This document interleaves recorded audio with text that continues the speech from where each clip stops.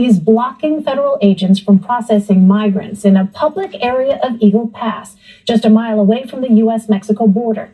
The move is the latest escalation between the state and federal government over the nation's immigration policy. Texas's Republican Governor Greg Abbott deployed National Guard troops to the park. They are now preventing U.S. Border Patrol agents from entering and patrolling the area. The federal government previously used the space to hold migrants in a staging area before further processing. CBS News immigration and political reporter Camilo Montoya Galvez joins us now. Camilo, how is the state of Texas able to do this? Hi, Elaine. This really is an extraordinary standoff between Texas and the Biden administration. Texas National Guard members, as we speak, have been deployed by Governor Greg Abbott to take control of this public park in Eagle Pass, Texas, where Border Patrol had been holding migrants in a staging area, as he underscored. And right now, Texas National Guard soldiers and vehicles are actively denying Border Patrol agents as well as federal National Guard members access to roughly 2.5 miles of the U.S.-Mexico border. According to federal officials who spoke with CBS News, this means that Border Patrol agents cannot access this area, Elaine, to process migrants, including those who may be in distress, who are experiencing a medical emergency, for example. They cannot patrol that area or conduct surveillance as well. These are, after all, Elaine, federal responsibilities. And in terms of the legality of these actions, that is still very much an open question. Governor Abbott has previously said that he has the authority to take sweeping actions to deter illegal crossings, but this is certainly, Elaine,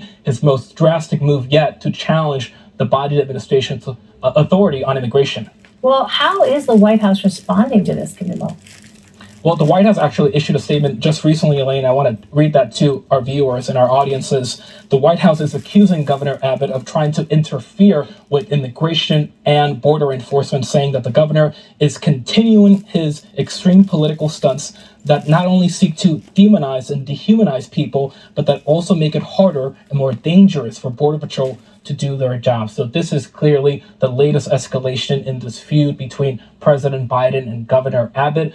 The Biden administration, the Justice Department specifically, Elaine, has also alerted the Supreme Court of these actions by Texas in Eagle Pass. So we should expect a prolonged legal battle on this matter as well. That was going to be my question. I mean, what does this signify about this fight over who is responsible for the nation's immigration policy? Well, Elaine, I think this really illustrates that governors like Greg Abbott are not shy about testing the limits of their authority on immigration and border issues. They have significant disagreements with how the Biden administration has handled the record levels of migration along the U.S.-Mexico border over the past 3 years.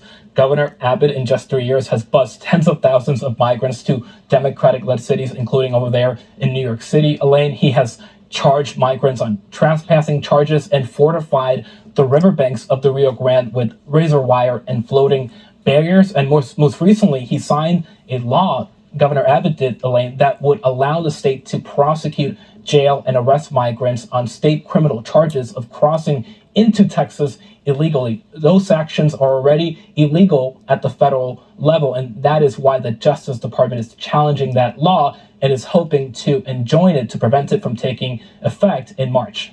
All right, Camilo Montoya Galvez.